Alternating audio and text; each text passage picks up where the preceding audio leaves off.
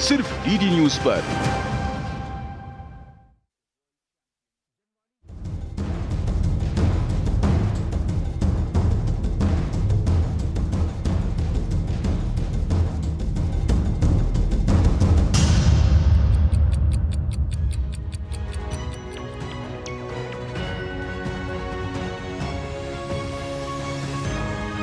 नमस्कार, DD news पर आप देखना शुरू कर चुके हैं हमारा खास प्रोग्राम। इस वक्त मैं हूं लाल चंद्र सिंह। अगले 1 घंटे में हम देखेंगे कुछ ऐसी खबरें जिन पर चर्चा जरूरी है, और ये चर्चा हम करने वाले हैं अपने संवाददाताओं और खास मेहमानों के साथ। और आज सबसे पहले बात करेंगे कि क्या केरल में जो विपक्षी गठबंधन की 2 प्रमुख पार्टियां हैं, यानी कांग्रेस और कम्युनिस्ट पार्टियां, वो आपस में नूरा कुश्ती कर रही हैं क्या? कुछ मुद्दों पर उनमें आपस में हाँ है, कई मुद्दों पर ना है, कई मुद्दों पर चुप्पी है। तो ये किस तरह की नूरा कुश्ती है? केरल के चुनावी समीकरण पर करेंगे बात अपने खास मेहमान से। और इसके बाद आज की खास चर्चा होगी कि लोकसभा चुनाव को लेकर, एजेंडे को लेकर एक बार फिर से बहस छिड़ गई है। कोई कहता है कि संसाधनों का बराबर बराबर बांट देंगे सब में। तो ये एक मुद्दा बन गया है कि जब पूरे ग्लोब पर, पूरी दुनिया में जो मॉडल फेल कर गया साम्यवाद वाला, क्या वो मॉडल लेकर अब आएंगे? उदारीकरण पर हम चले, हमने अर्थव्यवस्था को खोला और अब हम यू टर्न लेकर उधर ही जाएंगे क्या? इस पर करेंगे आज खास चर्चा। और इसके बाद बात होगी कि कर्नाटक में जो नेहा हिरेमठ की हत्या हुई है, उससे कई सवाल उठ रहे हैं। और इस बीच एक और खबर आ गई कि एक और दलित महिला का जबरन धर्मांतरण और उस पर जुल्म किए गए हैं, उस पर भी करेंगे बात। और ये भी बात करेंगे कि महाराष्ट्र में प्रकाश आंबेडकर ने आखिरी वक्त में MVA, यानी जो कांग्रेस है, उद्धव ठाकरे वाली गुट जो शिवसेना की है, फिर शरद पवार की गुट जो NCP वाली है, उन सब के सामने नई मुश्किलें खड़ी कर दी हैं अपने उम्मीदवारों को उतार कर। इन सभी मुद्दों पर होगी बात, होंगे सवाल जवाब। लेकिन सबसे पहले इस वक्त की हेडलाइंस। पश्चिम बंगाल की ममता सरकार को बड़ा झटका। 23,000 से भी अधिक शिक्षकों की भर्ती को कलकत्ता हाईकोर्ट ने किया रद्द। सभी शिक्षकों को 4 हफ्तों में वेतन वापस करने के दिए निर्देश। कर्नाटक में नेहा हिरेमठ की दर्दनाक हत्या के मामले में रोष व्याप्त। भाजपा ने घटना के विरोध में कर्नाटक में जगह जगह किया विरोध प्रदर्शन। मृतका के पिता और कांग्रेस पार्षद निरंजन हिरेमठ ने अपने ही सरकार की कार्यशैली पर उठाए सवाल। तो राज्य से दलित महिला का जबरन धर्मांतरण का एक और सनसनीखेज मामला आया सामने।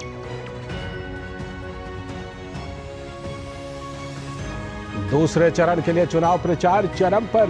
प्रधानमंत्री नरेंद्र मोदी की आज उत्तर प्रदेश के अलीगढ़ में चुनावी रैली। तो कांग्रेस अध्यक्ष मल्लिकार्जुन खड़गे कर्नाटक में, और बसपा प्रमुख मायावती बुलंदशहर और नोएडा की सभाओं में। रक्षा मंत्री राजनाथ सिंह सियाचिन के दौरे पर। दुनिया के सबसे ऊंचे युद्ध क्षेत्र में तैनात सैनिकों से की मुलाकात। कहा, दीपावली का पहला दिया, होली का पहला रंग भारत के रक्षकों के नाम होना चाहिए। महाराष्ट्र में महाविकास आघाड़ी से नाराज प्रकाश आंबेडकर ने कांग्रेस की बढ़ाई मुश्किलें। गठबंधन पर बात नहीं बनने के बाद 13 सीटों पर प्रकाश आंबेडकर ने उतारे अपने उम्मीदवार। और लू की आशंका के बीच हल्की बारिश के बाद राजधानी दिल्ली में मौसम हुआ थोड़ा सुहाना। तो वहीं देश के पूर्वी क्षेत्रों में अगले 5 दिनों तक भीषण गर्मी के आसार। पूर्वी उत्तर प्रदेश और बिहार में भी लू चलने की संभावना। तो ये थी इस वक्त की हेडलाइंस। अब देखते हैं खबरों को विस्तार से। और जैसा कि हमने बताया था कि सबसे पहले आज हम बात करने वाले हैं केरल की जो नूरा कुश्ती है उसके बारे में, कि वहां पर कम्युनिस्ट पार्टियों और कांग्रेस के बीच घमासान भी है, केंद्र के स्तर पर पार्टनरशिप भी है इंडी गठबंधन में। तो केरल में कांग्रेस और वामपंथी पार्टियों में अपने अपने वोट शेयर बढ़ाने की जद्दोजहद चल रही है, यानी कि छीना झपटी आप कह सकते हैं। और विपक्षी इंडी गठबंधन के दोनों घटकों में आपस में ही राजनीतिक और चुनावी उठापटक बड़ा दिलचस्प चल रहा है। सीपीआई नेता एनी राजा वायनाड में राहुल गांधी को दे रही हैं जबरदस्त चुनौती। तो राहुल गांधी की मुश्किलें बढ़ गई हैं। बीजेपी ने भी वायनाड समेत केरल की कई लोकसभा सीटों पर अपनी पूरी ताकत झोंक दी है। लेकिन सीपीएम के बाद अब कांग्रेस पार्टी ने भी वादा कर दिया कि सीएए कानून को हटा देंगे अगर सत्ता में आ गए तो। सीपीएम तो अपने घोषणा पत्र में कई ऐसे वादे कर चुकी है जिस पर कांग्रेस चुप है। हम आपको बताते हैं क्या वादा किया है। विपक्षी इंडी गठबंधन की प्रमुख पार्टनर सीपीएम ने आर्टिकल 370 को वापस लाने का वादा किया है कि जम्मू कश्मीर में वापस ले आएंगे। साथ ही सीपीएम ने भारत के परमाणु हथियारों को नष्ट करने और पाकिस्तान के साथ बातचीत का भी वादा कर दिया है। तो कुल मिलाकर केरल में कम्युनिस्ट और कांग्रेस के बीच क्या ये नूरा कुश्ती दिख रही है?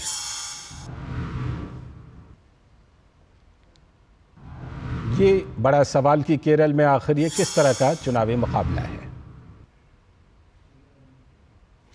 तो कांग्रेस नेता पी चिदम्बरम ने सीएए को निरस्त करने की बात कही है। उन्होंने कहा कि अगर इंडी गठबंधन की सरकार बनती है तो कुछ कानूनों को निरस्त किया जाएगा और कुछ में संशोधन किया जाएगा, जिनमें सीएए 2019 वाली सबसे ऊपर है।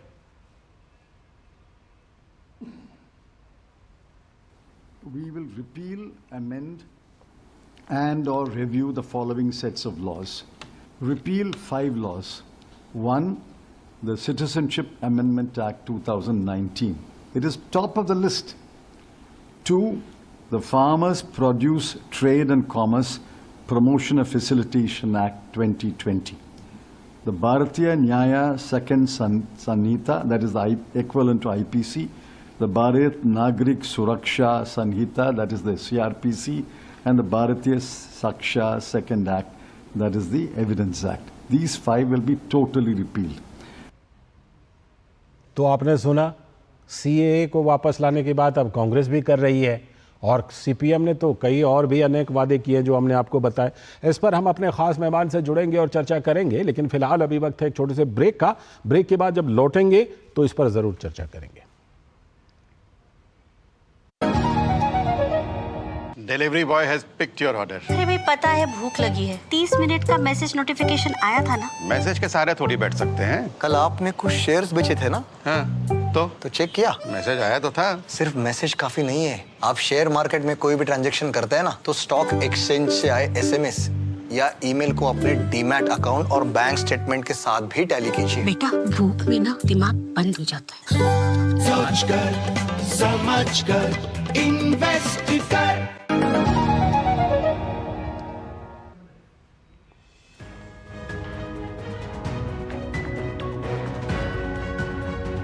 स्वागत है ब्रेक के बाद। डीडी न्यूज पर आप देख रहे हैं इस वक्त, और जैसा कि ब्रेक पर जाने से पहले ही हमने बताया था कि अब हम बात करने वाले हैं कि केरल में किस तरह से चुनावी और राजनीतिक मुकाबला चल रहा है। तो इस पर बातचीत करने के लिए हमारे साथ खास मेहमान जुड़ेंगे, लेकिन हम आपको बताएं कि केरल में क्या कुछ चल रहा है।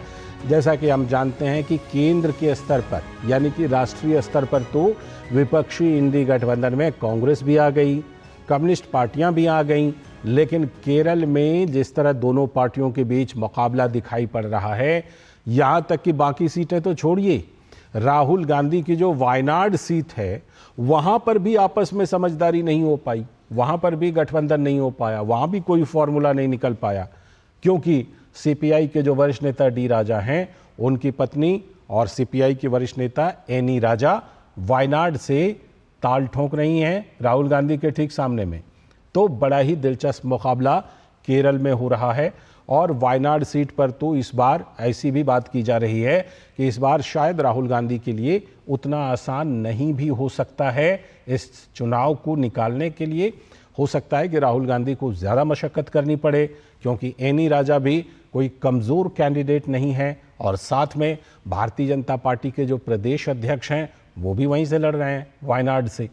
तो वायनाड सीट पर तो मुकाबला दिलचस्प है ही, लेकिन केरल में बाकी और भी कई सीटों पर मुकाबला बहुत ही दिलचस्प है, क्योंकि भारतीय जनता पार्टी भी अपनी पूरी ताकत लगा रही है कई सीटों पर। और बात अगर मुद्दों की करें तो मुद्दों में तो वहाँ पर यूसीसी का विरोध, सीएए का विरोध, तमाम इस तरह के मुद्दे केरल में सामने आए हैं। तो सीएए को वापस लेने की बात पहले तो सीपीएम ने कही थी अपने घोषणा पत्र में। कांग्रेस ने घोषणा पत्र में तो ये बात नहीं कही, लेकिन आपने पी चिदम्बरम को सुना, कि किस तरह पी चिदम्बरम भी अब कह रहे हैं कि अगर हम सत्ता में वापस आते हैं तो बहुत सारे कानून जो है उसको वापस करेंगे और उसमें सबसे टॉप पर तो सीए है और इसी सीए कानून को सबसे पहले वापस करेंगे। तो ये मुद्दे जो हैं, इन मुद्दों को लेकर के दोनों गठबंधन यानी विपक्षी गठबंधन के जो दोनों पार्टनर हैं उन ये देखिए क्या कुछ केरल में कांग्रेस और वामपंथी पार्टियों में अपने अपने वोट शेयर बढ़ाने को लेकर के जद्दोजहद चल रही है और विपक्षी इंडी गठबंधन के दोनों घटकों में आपस में ही राजनीतिक और चुनावी उठापटक बहुत ही ज़बरदस्त है। वायनाड की बात हमने बताई कि सीपीआई नेता एनी राजा वायनाड में राहुल गांधी को ज़बरदस्त चुनौती दे रही हैं, तो बीजेपी ने भी वायनाड समेत केरल की कई लोकसभा सीटों पर अपनी पूरी ताकत झोंक दी है। तो लेकिन सीपीएम के बाद अब कांग्रेस ने भी कहा कि सीए तो हम हटा देंगे। पहले सीपीएम ने कहा था, अब कांग्रेस कह रही है कि सीए हटा देंगे। और बात सिर्फ सीए की नहीं है, सीपीएम की बात अगर कीजिए तो वो तो बहुत ही ऐसे ऐसे बड़े वादे कर चुकी है। जैसे देखिए, जम्मू कश्मीर में आर्टिकल 370 फिर से ले आएंगे, ये तक वादा कर दिया है। कहा है कि भारत के जो परमाणु हथियार हैं उन सबको नष्ट कर देंगे और पाकिस्तान के साथ बातचीत भी करेंगे। ऐसे ऐसे मामले हैं। तो कुछ मामलों में तो कांग्रेस जो है उनके साथ ताल में ताल मिला रही है, सुर में सुर मिला रही है, जैसे सीए की बात करें। लेकिन कुछ मामलों में बड़ी चुप है, जैसे भारत के परमाणु हथियार को नष्ट करने की बात है, पाकिस्तान के साथ बातचीत की बात है, आर्टिकल 370 की बात है। इस पर जो है चुप्पी साधी रखी है कांग्रेस ने। लेकिन कुछ मुद्दों पर बड़ा कदम ताल कर रहे हैं लोग। तो इसी पर बात हम करेंगे और इसी पर चर्चा करने के लिए हमारे साथ हमारे सलाहकार संपादक विनोद मिश्र जी स्टूडियो में ही हमारे साथ जुड़ गए हैं। उन्हीं से ये चर्चा मैं आगे बढ़ाता हूं कि केरल में इस तरह का बड़ा गजब का मुकाबला इस बार देखने को मिल रहा है। तो विनोद जी से हम जुड़ रहे हैं। विनोद जी, बहुत स्वागत है इस चर्चा में। मैं आपसे सबसे पहले यही समझना चाहूँगा कि देखिए, केंद्र के स्तर पर अगर कहें ना कि इंजीनियर जो इस गठबंधन के थे, नीतीश कुमार, वो तो चले गए। उसके बाद करता धरता के रूप में कांग्रेस पार्टी रह गई, कम्युनिस्ट पार्टी रह गई। ममता बनर्जी ने कहा भी था कि भाई हम अपनी बात तो रखते हैं, लेकिन ये कम्युनिस्ट वाले जो है ना, ये एकदम बिल्कुल हाईजैक कर लेते हैं इंडी गठबंधन में जाके। तो मान लेते हैं कि कांग्रेस और कम्युनिस्ट मेनली बच गए हैं इसमें इंडी गठबंधन में। लेकिन वहाँ केरल में तो बड़ा दिलचस्प मामला है। ना सिर्फ बात तालमेल की नहीं है, मुद्दों को लेकर देखिए, सीए पर हाँ में हाँ मिला रहे हैं, लेकिन उधर बड़े बड़े वादे सीपीएम कर चुकी है आर्टिकल 370 को लेके, परमाणु हथियार नष्ट करने को लेकर। लाल जी, मैं इसको आपको इंडिया गठबंधन के उस मंच के 3 स्टेज से आपको मैं बताने की कोशिश करता हूं जी, कि आप ये देखिए कि पटना का इंडिया गठबंधन की जो मीटिंग थी और वो मंच था, सजा हुआ था सारे 27 विपक्षी दलों का। उसमें आपने देखा होगा कि सीताराम येचुरी सीधे सीधे राहुल गांधी के साथ बैठे हुए थे। वो चेयर का पोजीशन मैं बता रहा हूँ। और जब आप रामलीला मैदान में आपने देखा होगा कि वो आते आते उस समय में सीताराम येचुरी की जो सीटिंग अरेंजमेंट थी वो सबसे किनारे में हो गई थी, राहुल गांधी के साथ में सीताराम येचुरी नहीं थे। और रांची में जब ये इसके बाद ये तीसरी चौथी जो इंडिया गठबंधन की एक बड़ी रैली थी, उसमें सीताराम येचुरी गए नहीं। तो वो ये आप इस कंट्रास्ट को समझिए कि दिल्ली में दोस्ती और राज्यों में जो दुश्मनी है, उसको ममता बनर्जी ने तो बखूबी तौर से इस बात को साफ किया कि इंडिया गठबंधन सिर्फ दिल्ली तक है। राज्यों में जो लड़ाई है वो रीजनल पार्टी अपने दम पे लड़ रही है, उसमें कोई इंडिया गठबंधन नहीं है। वो एक तरह से ये क्लियर की थी कि कोई पार्टी, चाहे सीपीएम और सीपीआई, वहां जो इंडिया गठबंधन के नाम से चुनाव में लोगों से वोट मांग रही थी, तो ममता बनर्जी ने इसको खबरदार किया था जी। अब केरल में क्या हो रहा है? केरल में देखिए कि राहुल गांधी खुद वायनाड में के सांसद हैं और इस बार फिर वो चुनाव लड़ रहे हैं। वो लोगों से सवाल पूछ रहे हैं कि ये ईडी की कार्रवाई वहां के सीएम विजयन पे क्यों नहीं होता, विजयन को जेल जाना चाहिए। तो विजयन ने पलट के, सीएम ने जवाब दिया था कि भाई आपकी दादी ने तो हमें 1.5 वर्ष तक जेल में रखा था। बिल्कुल, इमरजेंसी आप जो जेल में रखने की बात कर रहे हो वो तो आपकी परंपरा है, आपने रखा है। तो ये तू मैं में जो केरल में है और दिल्ली में आते हैं, तो वही राहुल गांधी का वो संविधान खतरे में हो जाता है। वो कहते हैं कि ये सीएम की गिरफ्तारी हो रही है, लोकतंत्र के लिए खतरा है। तो ये परसेप्शन बनाने की जो कोशिश है, उसके कोशिश में वहां ये इंडिया गठबंधन एक तरह से उनका पेच फंसा हुआ है। बिल्कुल, पेच इसलिए फंसा हुआ है कि इसका एक और मैं दे दूं कि वायनाड में राहुल गांधी की 2019 में 4.5 लाख वोटों के अंतर से उनकी जीत हुई। बिल्कुल बड़ा अंतर था। और वो ये अंतर जो है इस बार जो वहां कम से कम सीपीआई के कैंडिडेट के होने, एनी राजा के आने के बाद, और बीजेपी के वहां के जो प्रेसिडेंट हैं, वो स्टेट प्रेसिडेंट वहां चुनाव लड़ रहे हैं, अनंत कुमार जी। तो सीधे सीधी बात है कि राहुल गांधी जीते या हारे ये अलग बात है, लेकिन माहौल तो है, माहौल कम से कम मार्जिन तो आपका नहीं रह पाएगा, ये बात तय है। बिल्कुल माहौल टाइट है। हमारे साथ वरिष्ठ पत्रकार शेखर अय्यर जी भी जुड़ गए हैं इस पर चर्चा के लिए। सर बहुत बहुत स्वागत। शेखर सर, आपसे ये समझना चाहेंगे कि दिल्ली से और जब त्रिवेंद्रम जाते हैं हम, तो क्या मुद्दे बदल जाते हैं? क्योंकि दिल्ली में इधर तो ईडी वगैरह नहीं चाहिए, इधर रामलीला मैदान में, रांची के मैदान में मुद्दा बनता है कि भाई ईडी की कार्रवाई, अरे ना ना ना ना बिल्कुल नहीं। वहाँ कहते हैं कि चाहिए ही चाहिए, करो विजयन को पकड़ो, वहाँ के मुख्यमंत्री को। तो केरल जाते जाते बहुत कुछ बदल जाता है क्या? मतलब दिल्ली से क्या त्रिवेंद्रम की इतनी दूरी है? सर इस बार तो दूरी ज्यादा हो गई।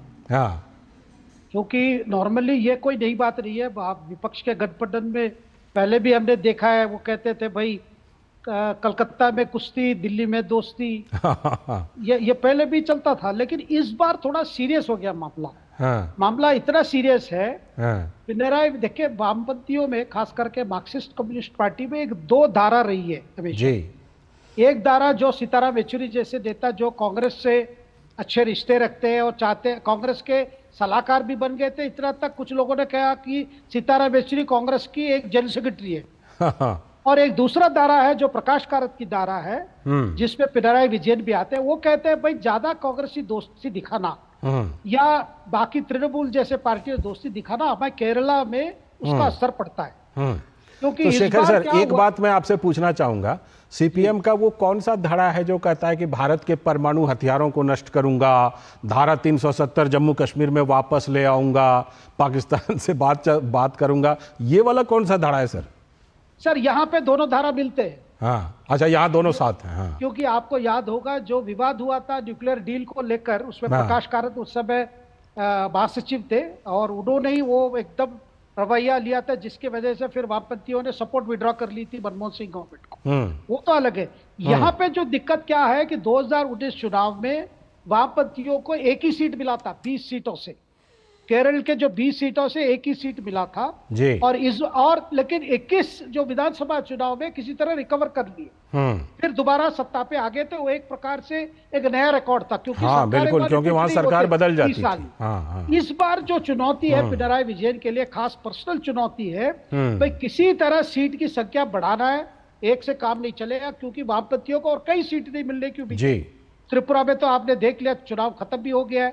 बंगाल में भी कांग्रेस के साथ कुछ समझौता हुआ 1-2 सीट में, लेकिन अधिकांश सीट में वो भी अपने कैंडिडेट डाले या अपने समर्थक, लेफ्ट फ्रंट के समर्थक ने डाले। तो ज्यादातर उम्मीद उनको केरला में ही है। अगर केरला में अगर पिछले जैसे हो गया, इसका मतलब वामपंथियों को आवाज ही नहीं होगा नए पार्लियामेंट में। बिल्कुल मुझे तो लगता है इस बार कांग्रेस को जम के ये करे। इसलिए शुरू से लेकर राहुल गांधी की वायनाड में दोबारा चुनाव लड़ने से लेकर आज कई बातें कही जा रही है वहां पे, जो डायरेक्टली राहुल गांधी को, और राहुल गांधी भी पलटवार की है। ठीक केरल से लेकर बंगाल से लेकर तमाम जो आपने चर्चा की ना, तो लगता यही है कि ये जो तालमेल है वो सिर्फ राहुल गांधी और सीताराम येचुरी के बीच रह गया है। दोनों पार्टियों के बीच तालमेल तो बना। बहुत बहुत शुक्रिया सर जुड़ने के लिए इस चर्चा में। शेखर सर जुड़ने के लिए। विनोद सर आप हमारे पास रहेंगे। आगे चल करके हम एक और आज की जो खास चर्चा करने वाले हैं उसमें आपके साथ चर्चा करेंगे। अभी हम बढ़ते हैं अगली खबर की तरफ, और जो अगली खबर है हमारी, जो कि आज की खास चर्चा है, वो ये कि लोकसभा में एजेंडे को लेकर नई बहस छिड़ी है। और वो नई बहस क्या है कि क्या संसाधनों का बंटवारा करेंगे, वो जो यूएसएसआर वाला तर्ज था, सोवियत संघ वाला। कम्युनिस्ट पार्टी को भी पीछे छोड़ते हुए राहुल गांधी ने साम्यवाद की वापसी का संकेत दे दिया है। चुनावी रैली को संबोधित करते हुए राहुल गांधी ने जितनी आबादी उतना हक के नारे को विस्तार दिया था।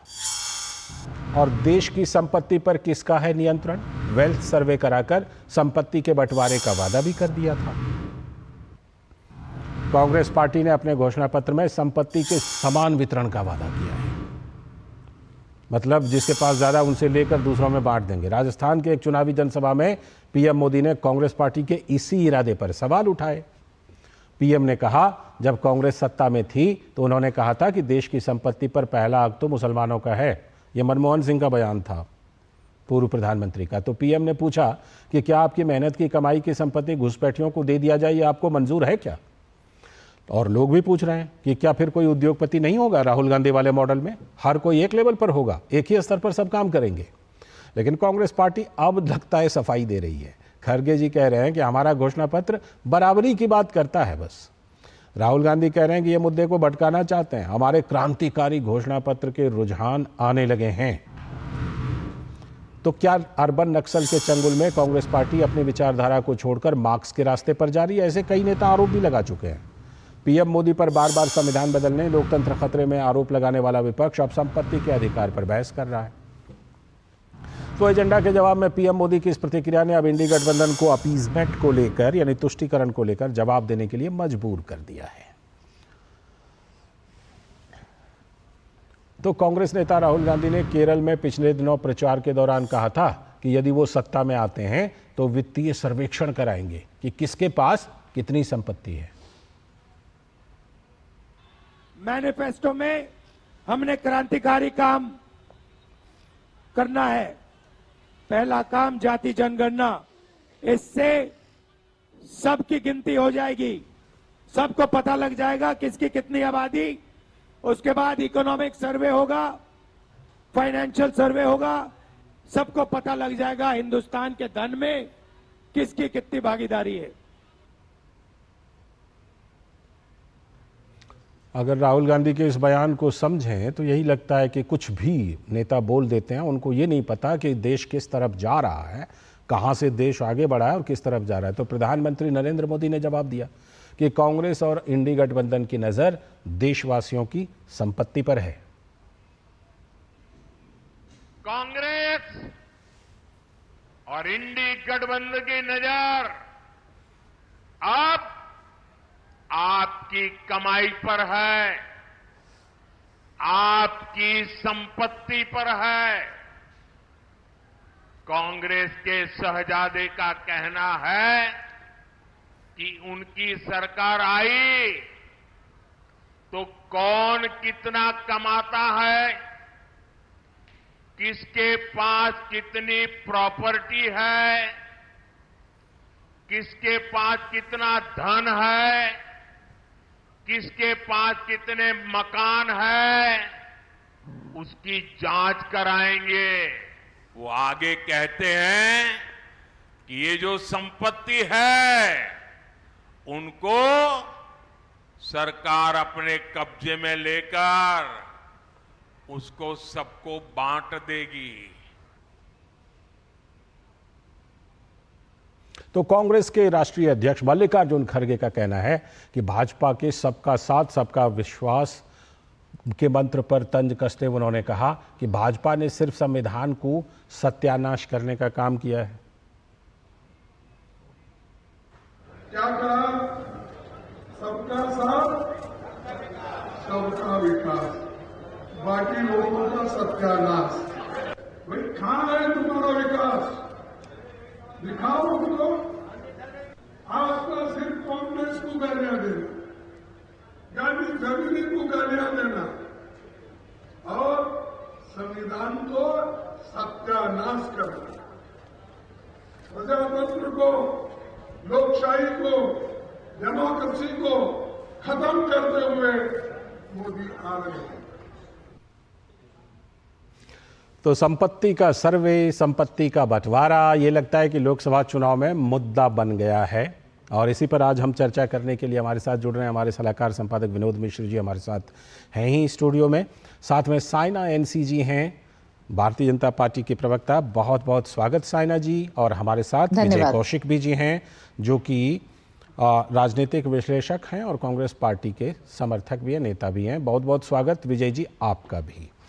मैं चर्चा को आगे बढ़ाता हूं, थोड़ा सा विस्तार देता हूं विनोद जी के जरिए। विनोद जी, अगर क्रिकेट की भाषा में कहूं तो राहुल गांधी कुछ ना कुछ लूज बॉल डालते हैं और उसके बाद प्रधानमंत्री नरेंद्र मोदी उसको पकड़ करके और बस बाउंड्री पार भेजने का काम करते हैं। एक बार फिर यही हुआ है क्या? क्योंकि हम जानते हैं कि ये जो साम्यवाद कम्युनिज्म वाली बात है, इसमें तो ये प्रतिगामी कदम है। हम कहाँ से मिक्स्ड अर्थव्यवस्था जो हमारी थी वहाँ से उदारीकरण के जरिए हम आगे बढ़े हैं। अब हम कह रहे हैं कि सबकी संपत्ति लेके बांट देंगे, यानी कि हम क्या अर्थव्यवस्था के मॉडल के मामले में गोल गोल घूम रहे हैं राहुल गांधी के बयान के मुताबिक? लाल जी, अगर देखिए अभी जो कल से जो हालात बनी है और इलेक्शन का जो पूरा एक एजेंडा और आप कह सकते हैं कि ये डिस्कोर्स चेंज किया है, मुझे तो लगता है कि कांग्रेस पार्टी को एक तरह से प्राइम मिनिस्टर मोदी का एहसान मानना चाहिए।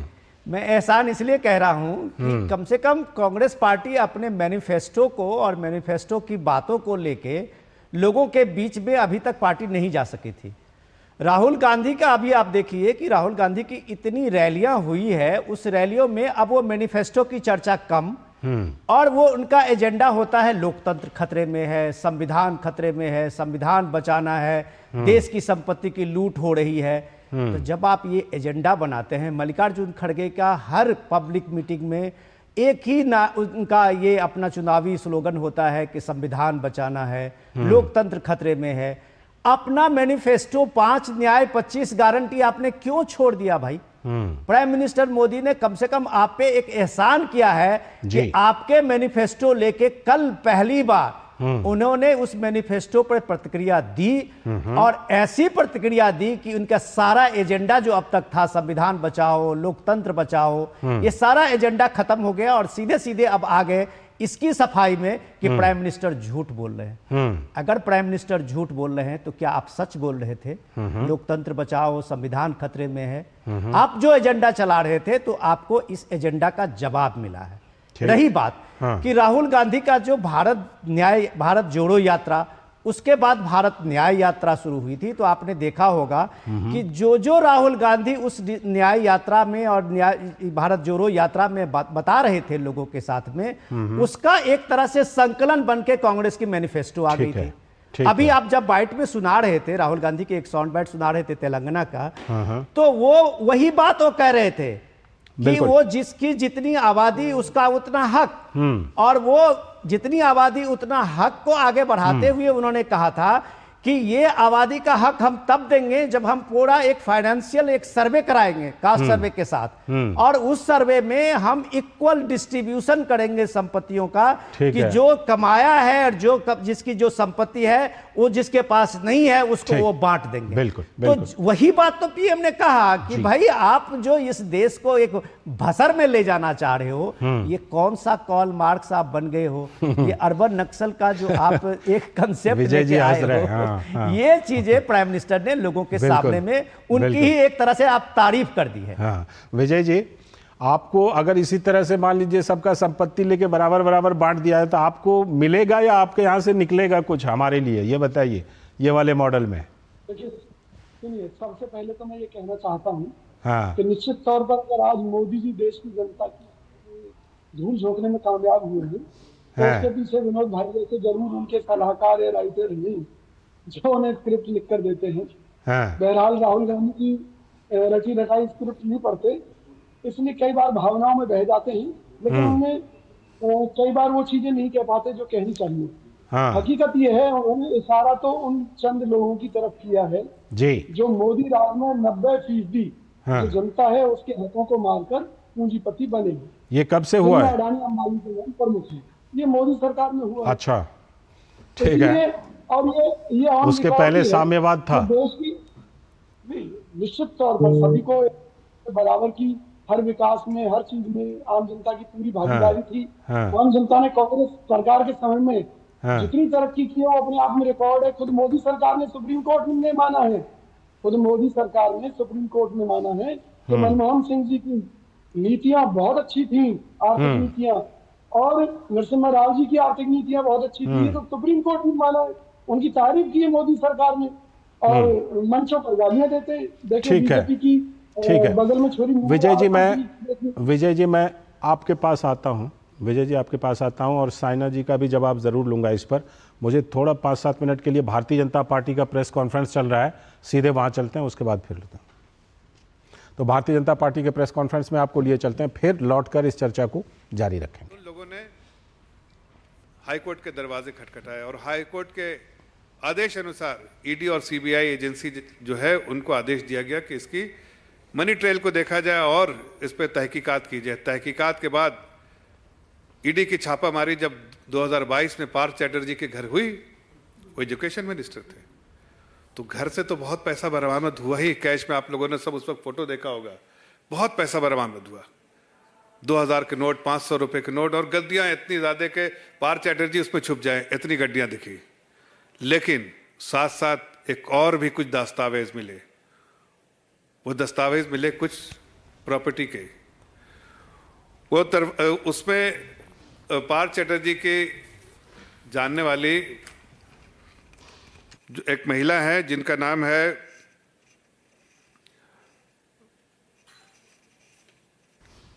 उनका नाम एक सेकंड में बताता हूं उनका नाम क्या है, प्रतिवती अर्पिता बनर्जी। उनके घर से जब वो लीड मिला अर्पिता जी के बारे में कि वो इनकी दोस्त है और उनकी प्रॉपर्टी के पेपर मिले, तब ईडी ने वहां भी छापा मारा। तो पहले एक घर में 21 करोड़ बरामद हुए, दूसरे घर में 27 करोड़ बरामद हुए। तो आपको इस जानकारी होगी कि अर्पिता जी की दोस्ती पार्थ चैटर्जी से और पार्थ चैटर्जी की दोस्ती और नजदीकियां ममता बनर्जी से। तो असल सरगना ममता बनर्जी और उनके साथ ये लोग भी मिलके वहां के युवा पीढ़ी को लूटा, वहां की जनता का विश्वास तोड़ा और इतना बड़ा भ्रष्टाचार किया। ममता बनर्जी आवाज उठाती है जब इंडिया अलायंस के किसी लोगों के साथ होता है और उसको ईडी पकड़ती है और करप्शन जब पूरे तौर से एक्सपोज होता है, तो ममता बनर्जी आवाज निकालती है उनके बारे में, उनके कहीं ना कहीं उनके फेवर में बात करती हैं। आज वो पूरे तौर से खुद एक्सपोज हैं और समझ में आता है कि इंडिया अलायंस, इस पूरे इंडिया अलायंस हर स्टेट में उसका करप्शन सेल है और वेस्ट बंगाल के करप्शन जो उनका जो स्लीपर सेल है करप्शन का, उसकी मुखिया जो है ममता बनर्जी है। आज मैं कहूँगा इंडिया अलायंस के बहुत सारे पार्टनर्स जो हैं जिन्होंने करप्शन किया और उनको ईडी उन पे काम कार्रवाई कर रही है, तो उनको बहुत परेशानी होती है और अलग अलग तरह के स्टेटमेंट देते हैं। आज ममता बनर्जी पूरे तौर से एक्सपोज हो गई है। हाई कोर्ट ने अपने जजमेंट में इस बात का मुहर लगा दिया है कि ममता बनर्जी ही भ्रष्टाचार की असल जो है करता धरता है वेस्ट बंगाल में, और उन्हीं की निगरानी में पूरा जो है प्रदेश भ्रष्टाचार में मुलविस हो गया। और भ्रष्टाचार की वजह से वहाँ आप देखिए, चाहे वो क्रिमिनल हो, एंटी सोशल एलिमेंट्स हो, भ्रष्टाचारी हो, उनको पनाहगाह जो है वेस्ट बंगाल बन गया है। इसलिए कि इन सब लोगों को स्टेट एडमिनिस्ट्रेशन और डिस्ट्रिक्ट एडमिनिस्ट्रेशन हर तरह का सपोर्ट जो है वो ममता बनर्जी के इशारे पे ऐसे लोगों को दिया जा रहा है। तो बीजेपी के प्रवक्ता जफर इस्लाम प्रेस कॉन्फ्रेंस में पश्चिम बंगाल में जिस तरह से की जांच एजेंसियों की कार्रवाई हुई और जिस तरह से टीएमसी अपने नेताओं को भ्रष्टाचार के मामलों में बचाने को लेकर के करती, उसको लेकर वो हमला बोल रहे थे टीएमसी पर। अब हम लौटते हैं अब उस खास चर्चा पर जो इस प्रेस कॉन्फ्रेंस पर जाने से पहले हम कर रहे थे। हमारे साथ हमारे दोनों खास मेहमान भी जुड़े हुए हैं और साथ में विनोद जी भी हमारे साथ जुड़े हुए हैं। शाइना जी के पास मैं चलता हूँ, शाइना जी के पास पिछली बार नहीं जा पाया था। शाइना जी, ये जो बयान दिया गया है, क्या लगता है कि ये इसमें कुछ आप सीरियसनेस देख रही हैं, या आपको ये लगता है कि ये भी अपने आप में बाकी कई बयानों की तरह एक कंफ्यूज्ड बयान है? मैं इसलिए ये पूछ रहा हूं क्योंकि देखिए इकोनॉमी का जो मॉडल है वो सच में अगर हम लोग जितना सा समझ पाते हैं बड़ा ही सीरियस मैटर है। देखिए, प्रधानमंत्री ने कांग्रेस को क्यों खटकरे में खड़ा किया है? क्योंकि उनके डिविजिव कमेंट्स, हम सब जानते हैं कि एक तरफ खरगे जी अपना बयानबाजी करते हैं, वहाँ प्रधानमंत्री ने 2006 का मनमोहन सिंह जी का उदाहरण दिया है, क्योंकि जो आपको लगता है कि ये मैनिफेस्टो जो वो बोलते हैं न्याय पत्र है, मैं मानती हूँ कि बिल्कुल अन्याय पत्र है। कांग्रेस का कहना कि इन्फिल्ट्रेटर्स को आपकी संपत्ति मिलेगा, कांग्रेस का ये कहना कि आपके जो काम करने वाले हैं उनके जो बंटवारे होंगे। मैं सिर्फ ये बोलना चाहती हूँ कि एक पार्टी है जो डिविजिव पॉलिटिक्स में है, एक पार्टी है जो सकारात्मक रूप से मोदी जी के नेतृत्व में सिर्फ एक एजेंडा पे जो है हमारा काम और जो काम हम करने जाने वाले हैं। अब रही बात कांग्रेस ने जब संविधान के ऊपर भी टिप्पणी की तो मैं मानती हूं कि इसमें इस परिप्रेक्ष्य में देखना चाहिए कि कॉन्स्टिट्यूशन डे किसने बनाया, प्रधानमंत्री ने कैसे प्रियम्बल को लेके युवाओं यानी बच्चों तक हम पहुंच गए। और भारतीय जनता पार्टी का लक्ष्य ये है कि संविधान में जो 106 प्रावधान हुए हैं अमेंडमेंट्स, इसका मतलब नहीं कि कॉन्स्टिट्यूशन बदला है। बदला है जब आप बदल सकते हो, लेकिन जब कांग्रेस पार्टी ने स्वयं 80 ऐसे अमेंडमेंट्स किए हैं उनके शासनकाल में, वो सवाल प्रश्न चिन्ह कैसे उठा सकते हैं प्रधानमंत्री जी के ऊपर या फिर भारतीय जनता पार्टी के ऊपर। और रही बात, बहुत सारे लोग अफवाहें फैला रहे हैं, तो मैं बोलना चाहती हूँ कि ये न्याय पत्र नहीं है, अन्याय पत्र है। और बिल्कुल जो रिपार्टी प्रधानमंत्री के तरफ से आया है वो एक चेतावनी है कि इनके जाल में न फंसते हुए, इनके जो बहकाऊ स्टेटमेंट्स है उसमें न फंसते हुए यानी प्रधानमंत्री ने आगाह किया है लोगों को। मैं लौटता हूँ विनोद जी, बात यहाँ पर देखिए, दोनों चीजें आकर के जुड़ती हैं। कहते हैं ना कि संविधान बदल देंगे बदल देंगे बदल देंगे। हमने ये देखा था कि संविधान में तो ऐसा बदलाव हुआ था कि एक फंडामेंटल राइट को हटा दिया था, और याद कीजिए राइट टू प्रॉपर्टी, ठीक है। और उसको यहाँ से ला करके हम जोड़ सकते हैं कि जब उसके बाद हमने अपनी अर्थव्यवस्था का उदारीकरण किया, खोला अपने अर्थव्यवस्था को, तो अब तो बात ये होनी चाहिए थी कि राइट टू प्रॉपर्टी, जब आप एक मतलब इस तरह का मॉडल अपनाए थे तो राइट टू प्रॉपर्टी का तो फिर से बहाली होनी चाहिए थी।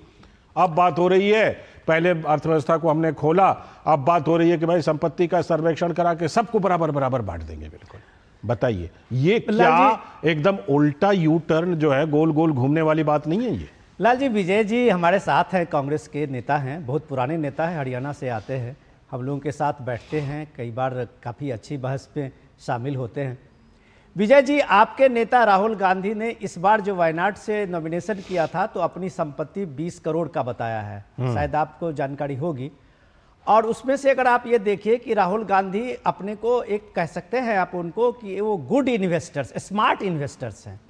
राहुल गांधी का 3 करोड़ के लगभग जो है शेयर मार्केट में और म्यूचुअल फंड में और कई स्कीम में पैसा लगा है कि राहुल गांधी पैसा कमा रहे हैं, अच्छे इन्वेस्टर्स हैं। इस देश के करोड़ों लोग हैं जिसने अपनी गाढ़ी कमाई को अलग अलग तरीके से इन्वेस्ट किया है।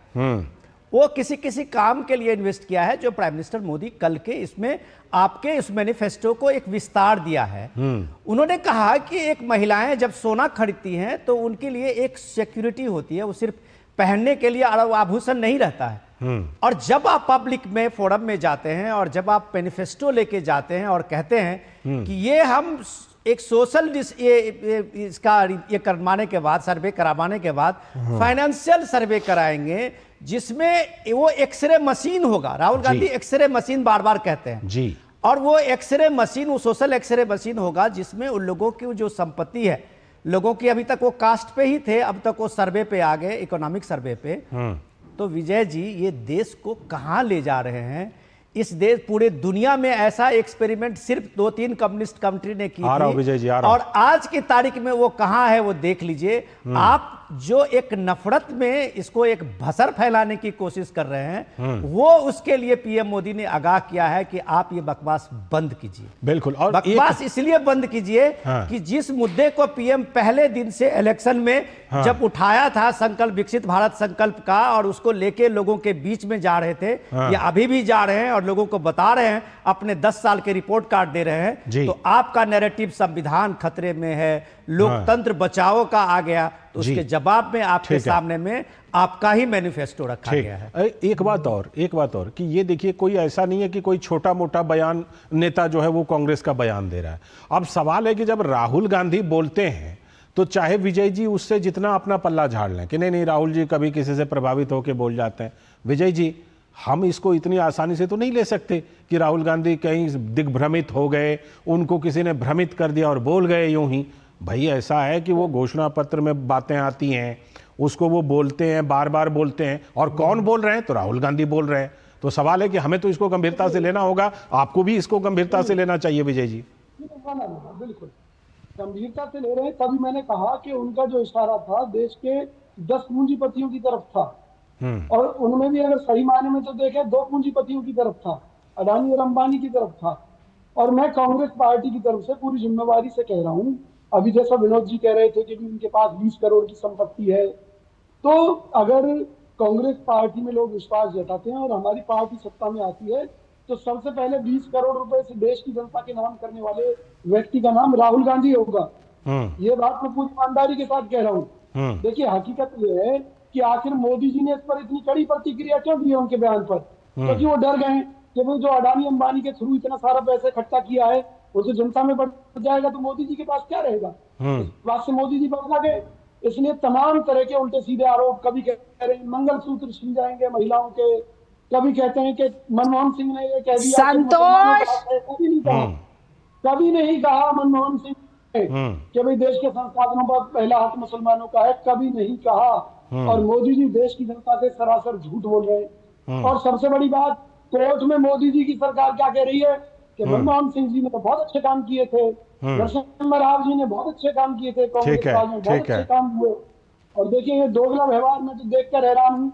देश की जनता को समझना चाहिए, इलेक्ट्रल बॉन्ड के घोटाले के बाद मोदी जी हिले हुए हैं, उनको डर है मैं वही सवाल भंडाफोड़ होने के बाद भी जेल न जाना पड़े भाजपा नेताओं को। ठीक है, मैं वही सवाल शाइना जी के पास ले चलता हूँ।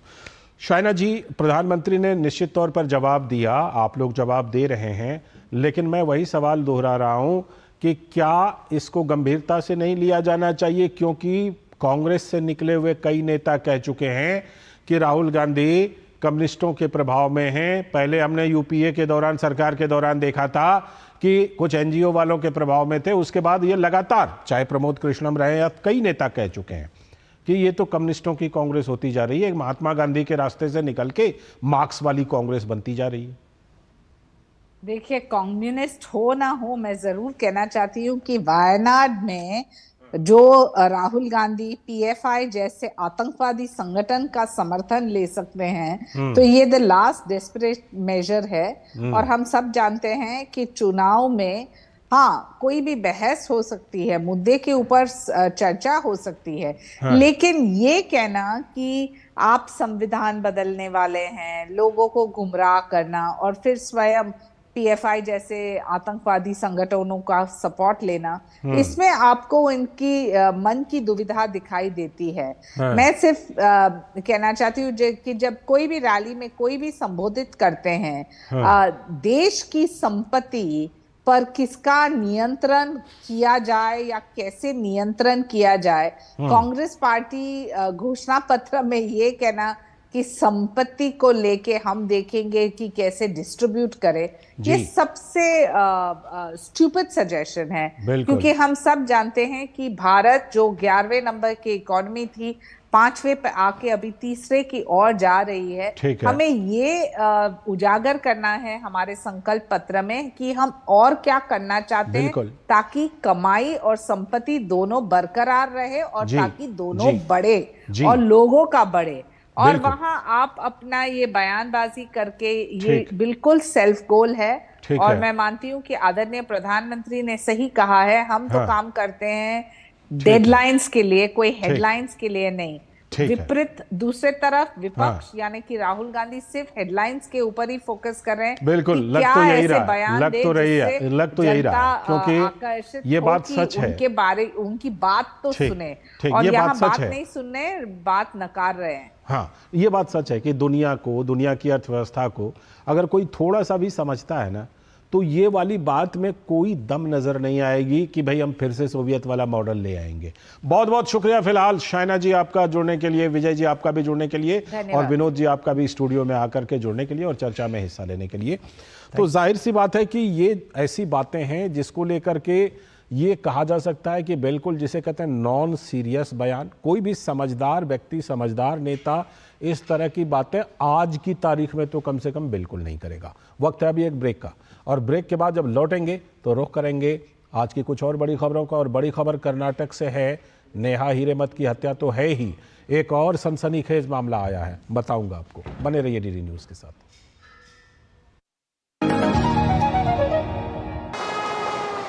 वेट हाँ ले फोटो, अपनी ही है।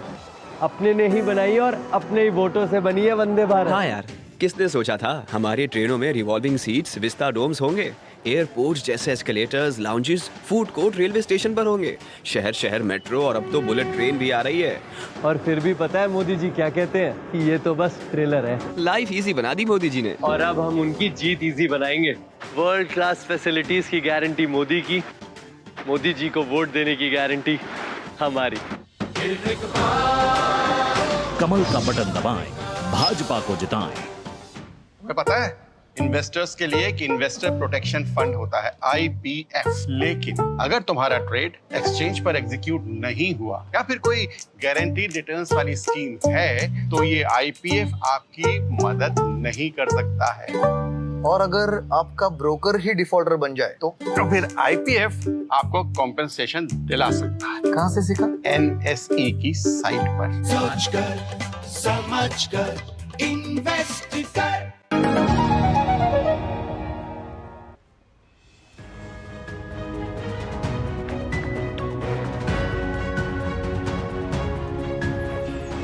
स्वागत है ब्रेक के बाद डीडी न्यूज पर। आप देख रहे हैं इस वक्त और अब बढ़ते हैं एक और बड़ी खबर की तरफ। और ये खबर जो है ये कर्नाटक से है।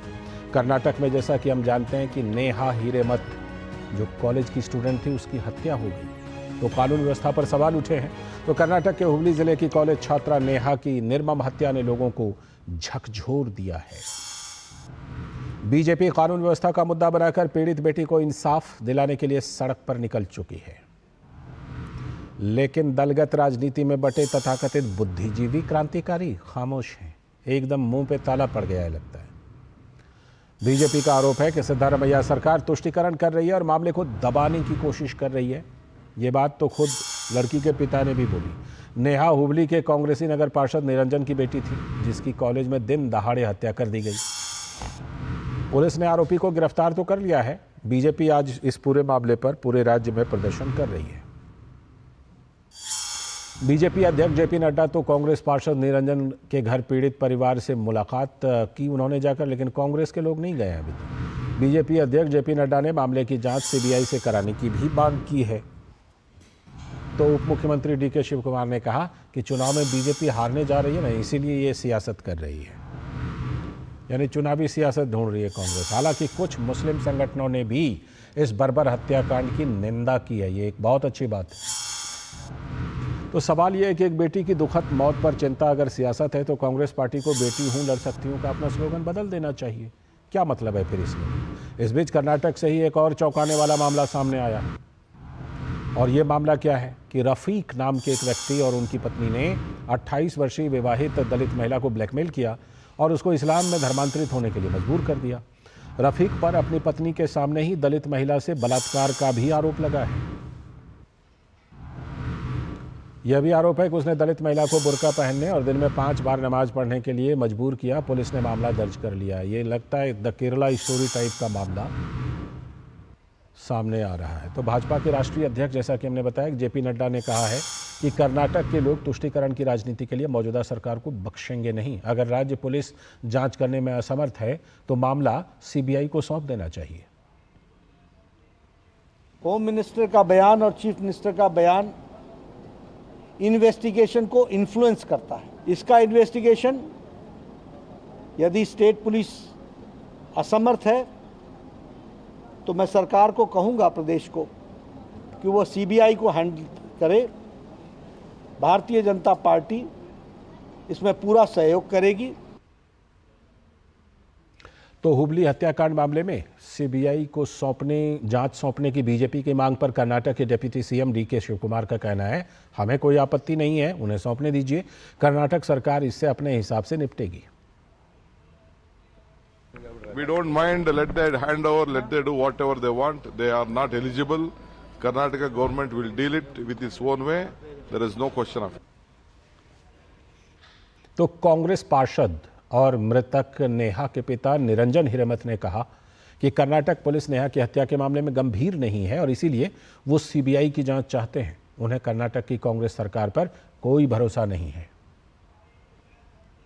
ये जो षड्यंत्र कर रहे हैं, 8 लोगों का इन्वॉल्वमेंट, मेरे को खुला नाम भी दिया मैंने, एक आदमी को भी सिंगल नहीं पकड़ा। मेरा केस उसको उल्टा करने का देख रहे हैं, तो इसके लिए मैं चाहता हूँ या आपसे नहीं होता है तो सीबीआई को दो। मैं किसको मांग करना, आज देश का राष्ट्रीय अध्यक्ष है, फिर यहाँ काम नहीं हुआ तो ऊपर तो पूछना है ना। मैंने पुलिस के ऊपर भरोसा करके नहीं है। जो इस केस में यहाँ पे जो कमिश्नर है एक लेडी है, इस केस में लेडी होते के नारायण एक लेडी का एक लड़की का उसको मर्डर होता है, सीरियस नहीं लेती हो। तो मृतक छात्रा नेहा के पिता की आपने बात सुनी। हमारी संवाददाता आयशा खानम जुड़ चुकी हैं हमारे साथ, उनसे बात करते हैं। आयशा, सबसे पहले तो आपसे एक और जो सनसनीखेज मामला सामने आ रहा है उस पर सबसे पहले आपसे अपडेट चाहूँगा कि ये क्या मामला है।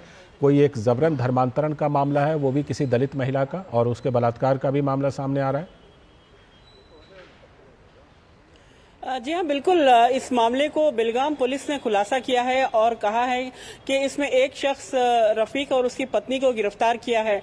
और पुलिस का कहना है कि ये जो शख्स है रफीक, इसने एक दलित महिला का शोषण किया है और उसको ब्लैकमेल करते हुए उसको अपने साथ रहने के लिए मजबूर किया। और बहुत ही गलत तरीके से उसकी पत्नी ने भी अपने पति का साथ दिया और कहा कि इस महिला को उसके साथ रहना होगा। और ये तमाम चीजें जो है वो रिकॉर्ड करता रहा और इसी तरह से उसको ब्लैकमेल करता रहा। इस मामले में ये रफीक एक शख्स नहीं है, पूरे 8 और लोग, पूरे 8 और लोग इसके साथ हैं। और पुलिस ने सिर्फ अभी तक रफीक और उसकी पत्नी को गिरफ्तार किया है। और पुलिस का कहना है कि इस मामले की जांच हो रही है और पता लगाने की कोशिश की जा रही है कि ये कितनी बड़ी साजिश का हिस्सा है और क्या ये एक अब नेहा वाले मामले पर आइए जो ऑपरेट हो रहा है। आयशा, नेहा वाले मामले पर जैसा कि हमने कहा, सीबीआई जांच में लगता है कि शायद कर्नाटक सरकार भी सहमत है। इस बीच बीजेपी अपना प्रदर्शन कर रही है। आगे चल करके क्या ये साफ हो गया है कि अब मामला सीबीआई जांच करेगी? जी हाँ, देखिए, सीबीआई जांच जरूरी है इस पूरे मामले में, क्योंकि इसमें भी नेहा के पिता ने आरोप लगाया है कि उन्होंने फयाज के अलावा, फयाज जो आरोपी है जिसने नेहा की हत्या की है, इसके अलावा उसके साथ और 6 लोग थे जो इस पूरी साजिश को अंजाम दिया है। और इनमें से किसी को भी अभी तक गिरफ्तार नहीं किया है। पुलिस सिर्फ फयाज को अभी तक गिरफ्तार किया है। तो ये तमाम बातें तभी सामने आएंगी जब ये सीबीआई इसकी जांच करेगी और ये पता लगाने की कोशिश करेगी कि आखिरकार ये मामला क्या था। क्या ये महज एक दोस्ती का मामला था? क्या एक महज एक तरफा प्यार था जो फयाज ने नेहा की जान ले ली? लेकिन इतना आसान नहीं है जितना ये नजर आ रहा है, क्योंकि बीजेपी ने इस पूरे मामले को लव जिहाद का मामला बता रही है, जबकि कर्नाटक सरकार इसे पर्सनल मामला बता के खारिज करने की कोशिश कर रही है। ये एक मामूली क्राइम नहीं है, क्योंकि ये कॉलेज कैंपस में हुआ है और इसके साथ फयाज के साथ और भी लोग शामिल हैं। तो देखना ये होगा कि आगे जांच क्या मोड़ लेती है और कर्नाटक सरकार कब तक सीबीआई को इसे सौंपने के लिए राजी होती है। बिल्कुल, बहुत बहुत शुक्रिया आयशा, जुड़ने के लिए दोनों मामलों पर जानकारी देने के लिए। बेंगलुरु से हमारी संवाददाता आयशा खानम जुड़ी थी। और अभी वक्त है एक ब्रेक का, और ब्रेक के बाद जब लौटेंगे तो बात करेंगे कि महाराष्ट्र में प्रकाश अंबेडकर ने MVA की टेंशन बढ़ा दी है। इस पर करेंगे बात।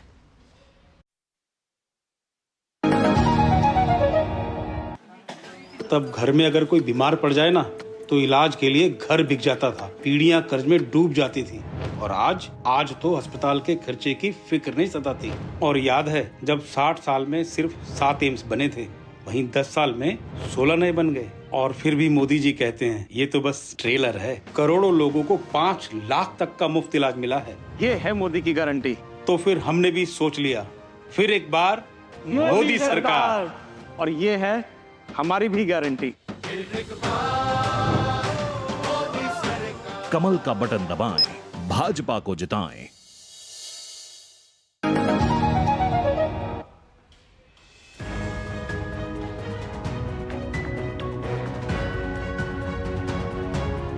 स्वागत है ब्रेक के बाद। डीडी न्यूज पर आप देख रहे हैं इस वक्त। और जैसा कि ब्रेक पर जाने से पहले हमने बताया था कि महाराष्ट्र की चुनावी राजनीति से बड़ी खबर दिखाएंगे, जिसमें कि प्रकाश अंबेडकर ने MVA की पार्टियों की मुश्किलें बढ़ा दी हैं। तो महाराष्ट्र में महाविकास आघाड़ी से नाराज प्रकाश अंबेडकर ने कांग्रेस की मुश्किलें बढ़ा दी हैं। और सिर्फ कांग्रेस की ही नहीं, टेंशन तो शिवसेना जो उद्धव ठाकरे गुट है और शरद पवार वाली NCP, उनका भी टेंशन बढ़ गया है। गठबंधन पर बात नहीं बनने के बाद 13 सीटों पर प्रकाश आंबेडकर ने अपने उम्मीदवार उतार दिए हैं।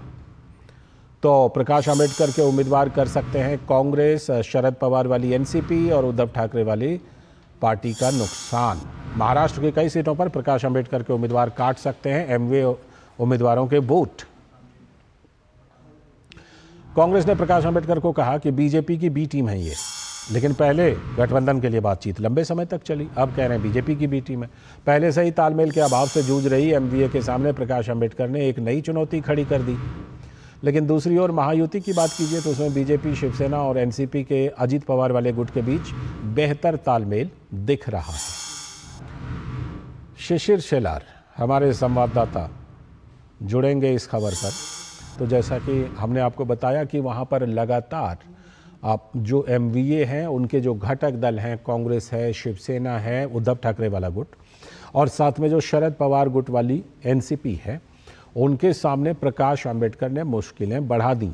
हालांकि ये जो चुनावी तालमेल है, सीटों के तालमेल की बात है, इसको लेकर लंबे समय तक प्रकाश आंबेडकर से बातचीत चली उनकी, लेकिन ये बात लगता है बन नहीं पाई। और जब बात नहीं बनी तो प्रकाश आंबेडकर ने अपने उम्मीदवार उतार दिए, और जब अब उम्मीदवार उतार दिए हैं तो जाहिर सी बात है कि एमबीए के जो घटक दल हैं, कांग्रेस, शरद पवार वाली एनसीपी और जो उद्धव ठाकरे वाली शिवसेना है, उनके सामने प्रकाश आंबेडकर ने अपने इस कदम से कहीं ना कहीं नई मुश्किलें खड़ी कर दी हैं। पहले भी उनके सामने बहुत सारी मुश्किलें थी, लेकिन अब लग रहा है कि इससे कुछ और नई मुश्किलें खड़ी कर दी हैं। लेकिन कितना असर होगा इसका, ये तो हम देखेंगे 4 जून को जब नतीजे आएंगे। फिलहाल आज के इस वक्त में इतना ही। पूरी टीम को दीजिए अनुमति, लेकिन डीडी न्यूज पर खबरों और कार्यक्रमों का सिलसिला लगातार जारी है। नमस्कार।